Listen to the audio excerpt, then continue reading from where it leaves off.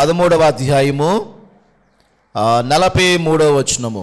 సమాజ మందిరములోని వారు లేచిన తరువాత అనేకులు యూదులను భక్తి పరులైన యోధ మత ప్రవిష్టులను పౌలును బర్నబాను వెంబడించురి. వీరు వారితో మాట్లాడుచు దేవుని కృపయందు నిలకడగా ఉండవలనని వారిని హెచ్చరించిని. ప్రార్థన చేసుకుందాం. తలలు వంచండి. పరిశుద్ధుడా, ప్రేమగల తండ్రి, మీకు స్తోత్రాలు. ఈ సమయంలో చదవబడిన లేఖనాన్ని దీవించండి. మీరే నీ బిడ్డలందరితో నాతో మాట్లాడమని యేసు నామములో ప్రార్థిస్తున్నాను ప్రియ తండ్రి, ఆమేన్. ప్రియులరా, ఈ యొక్క అపోస్తుల కార్యగ్రంథం లోకా భక్తుడు రాశాడు. ఇక్కడ ఒక మాట రాయబడి ఉంది. ఏమనంటే, దేవుని కృపయందు నిలకడగా ఉండాలి అని వారిని హెచ్చరించారు. ఈరోజు ఈ ఉదయకాలము మనము ఏ విషయాలలో నిలకడగా ఉండాలో నేను మీతో మాట్లాడాలని ఆశిస్తూ ఉన్నాను. ఈ రోజున చాలామంది తమ జీవితాల్లో మరి ఆత్మీయంగా చాలా విషయాల్లో నిలకడ లేని వారుగా ఉంటా ఉన్నారు. మనకందరికీ తెలుసు కదా, నిలకడగా ఉండడం అంటే. ప్రియులరా, చాలామంది ఒక ఉద్యోగానికి వెళ్తారు, ఓ నెల చేస్తారు, ఇంకో నెల ఇంకో ఉద్యోగానికి వెళ్తారు, ఇంకో సంవత్సరం ఇంకో ఉద్యోగానికి వెళ్తారు. అంటే అప్పుడు వాళ్ళు ఏమంటాం, మనకు నిలకడ లేదు ఈ అబ్బాయికి అంటాం. ఉద్యోగం చేస్తున్నాడు కానండి ఎందులోనూ నిలకడ ఉండట్లేదండి. కాసేపు ట్రాక్టర్ నడుపుతాడు, కాసేపేమో మరి ట్యాక్సీ నడుపుతాడు, కాసేపేమో ఆటో నడుపుకుంటాడు. అసలు ఏ పని చెయ్యాలో వాడికే తెలియట్లేదండి. నిలకడ లేని జీవితం అంతా జీవిస్తున్నాడు అంటూ ఉంటాం. బ్రతుకులో నిలకడ ఎంత ముఖ్యమో ఆత్మీయ జీవితంలో కూడా నిలకడ కావాలి. మనము ఆత్మీయ జీవితంలో నిలకడ లేకపోతే దేవుని ఆశీర్వాదాలు మనం పొందుకోలేం.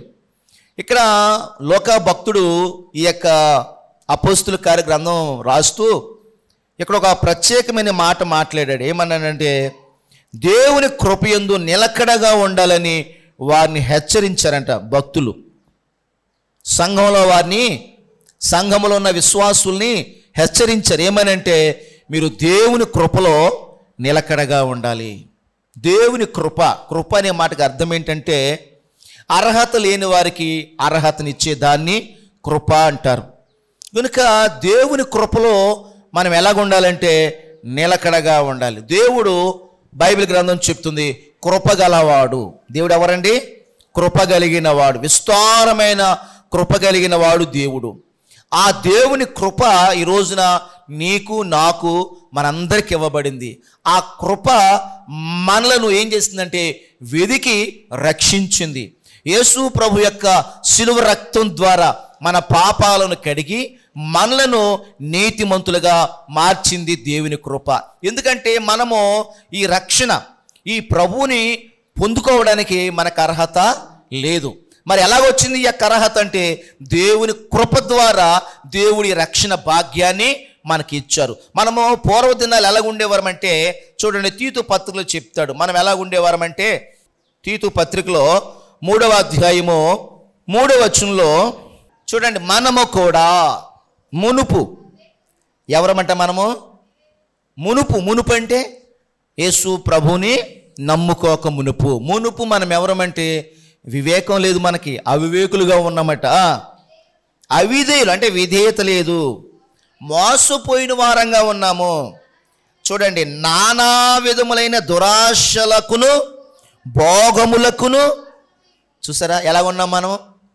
భక్తిపరులుగా లేం మనం.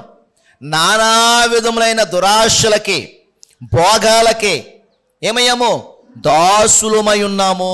నానా విధాలైన దురాశలకి భోగాలకి మనం దాసులమైపోయి ఉన్నాము. తర్వాత దుష్టత్వమందు అసూయందు కాలము గడుపుతూ అసహ్యులమై ఉండి ఒకరినొకరు ద్వేషించుకుంటూ ఉన్నాం. ఒకప్పుడు యేసు ప్రభువుని నమ్ముకోనప్పుడు, యేసు దగ్గరికి రానప్పుడు, యేసు ప్రభు రక్షణలోకి లేనప్పుడు మనం అసూయతో కాలం గడుపుతూ ఉన్నాము, ఒకరిని ద్వేషిస్తూ ఉన్నాము. నానా విధాలైన దురాశలకి భోగాలకి మనం దాసులమైపోయాం. అటువంటి మనలను యేసు ప్రభు వారు తన దగ్గరకు పిలిచి ఆయన గొప్ప రక్షణ మనకి ఇచ్చాడు. కనుక దీన్నే దేవుని కృప అన్నారు. కనుక దేవుడు మనకి కృప ఇచ్చాడు కదా, ఈ కృపలో మనం ఎలా ఉండాలి? నిలకడగా ఉండాలి. అంటే నీ రక్షణ నువ్వేం చేయాలంటే కోల్పోకూడదు. దేవుని కృపనే నువ్వు తృణీకరించకూడదు. దేవునికి ఇచ్చిన రక్షణను నిర్లక్ష్యంగా నువ్వు జీవించకూడదు. చూడండి, ఒళ్ళుని నిర్లక్ష్యం చేస్తామనుకోండి, ఏమవుద్ది? శరీరం నిర్లక్ష్యం చేయడం అంటే ఏంటి? టైంకి భోజనం చేయకపోవడం, టైంకి మంచిలు తాగకపోవడం, శుభ్రంగా స్నానం. ఏమవుతుంది? శుభ్రంగా స్నానం చేయకపోతే మనం ఎక్కడికి వెళ్ళినా అందరూ మనకు మైలు దూరం నిలబడతారు. అవునే కదా? ఎందువల్ల? మన దగ్గర మంచి సువాసన వస్తుంది కదా.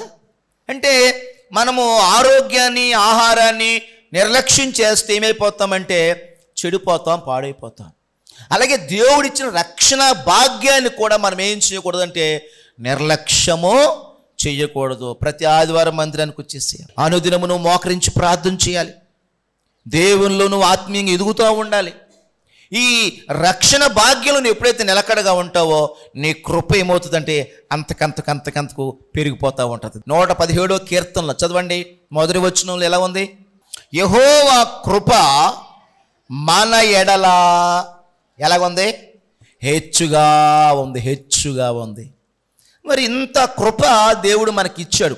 103వ కీర్తనలో చెప్తాడు, భూమికి ఆకాశము ఎంత ఉన్నతముగా ఉన్నదో మన ఎడల ఆయన కృప అంత అధికంగా ఉంది. మరి ఇటువంటి ఎంత గొప్ప కృప, అధికంగా ఉండే కృప మనకు ఉన్నప్పుడు తప్పిపోతామా? ఏమంటే చెప్పండి, తప్పిపోతామా? తప్పిపోయే అవకాశం ఉన్నట్ట. చదవండి, హెబ్రీ పత్రిక 12వ అధ్యాయము 15వ వచనము. మీలో ఎవడైనను దేవుని కృపను పొందకుండా తప్పిపోవునేమో అనియు చేదైన వేరు ఏదైనాను మొలిచి తప్పిపోతారేమో. ఉందా? అవకాశం లేదా? ఏమ్మా, ఎలా చూడండి నా వైపు. దేవుని కృపలో తప్పిపోవడానికి అవకాశం ఉందా లేదా? ఉందే. మీలో ఎవడైనను దేవుని కృపను తప్పిపోతాడేమో అని జాగ్రత్తగా చూసుకోండి. ఎందుకు? చేదైన వేరేదైనా మొలిస్తే, అంటే మన హృదయంలో చేదైన వేర్లు మొలిచాయి అనుకోండి, ఏమైపోద్ది? హృదయం చెడిపోతే జీవితం అంతా చెడిపోయినట్టే, బ్రతుకంతా చెడిపోయినట్టే, దేవుని కృపలోంచి మనము తొలగిపోయినట్టే. ఆ కింద యాషా గురించి చెప్తాడు.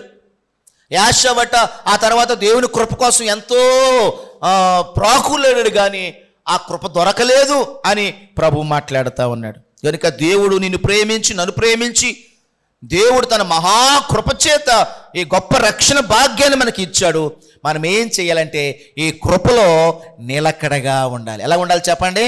నిలకడగా ఉండాలి, తప్పిపోకూడదు. చేదైన వేరు మోలిస్తే ఏం చేయాలి? కలుపు తీస్తారు కదా, చేనులో కలుపులు. ఎందుకు కలుపు తీస్తారు? కొన్ని కలుపులు ఏం చేస్తాయంటే చేను కంటే కలుపు మొక్కలు ఎక్కువైపోతాయి. అప్పుడు ఏమవుతుంది? వేసిన ఎరువంతా అవి తిని బలుస్తాయి తప్ప దానివల్ల రైతుకు ఉపయోగము ఉండదు. దానివల్ల ఏం చేస్తారంటే ఆ కలుపు మొక్కలన్నిటినీ ఒక కూలోళ్ళు పెట్టి, ఒక 10 మందిని 20 మందిని పెట్టి ఆ కలుపు అంతా తీయించేస్తాడు. అప్పుడు మంచి మొక్కలు బాగా ఎదిగి ఆరోగ్యంగా ఒక చక్కని పంట ఇస్తాయి. నీ హృదయంలో, నా హృదయంలో ప్రియులరా, చేదైన వేరంటే దేవునికి విరుద్ధమైన ఆలోచనలు, దేవునికి ఆయాసం కలిగించే జీవితము, ప్రవర్తన, నడవడిక, అది ఏదైనా కానీ నీలో చేదైన వేరు ఉన్నప్పుడు ఏం చేయమన్నాడు? అది తీసేసుకోవాలి. హల్లెలూయా. చేదైన వేరు ఎప్పుడైతే ఏమన్నాడు? మీరు ఆదివారం రాకపోతే మళ్ళీ వారమంతా రావద్దు అన్నాడు. ఏత్తాడు, చేదైన వేరు ఏత్తాడు. మాకు ప్రభు కావాలనుకున్నప్పుడు ప్రియులరా, నిజమే అటువంటి పరీక్షలు మనకేమవుతాయి? ఎదురవుతూ ఉంటాయి. జయించాలి, నిలబడినప్పుడే దేవుడు మన పక్షంగా నిలబడతాడు. మన ప్రభు కొరకు నిలబడితేనండి ఏది మనకి ఏమి చేయదు, ప్రభువే మనతో ఉంటాడండి. దేవునికి స్తోత్రం, హల్లెలూయా. కనుక ఈ రోజున ఉదయకాలము ప్రియులరా, మనము దేనిలో నిలకడగా ఉండాలంటే మొట్టమొదటిగా దేవుని కృపలో మనము నిలకడగా ఉండాలి.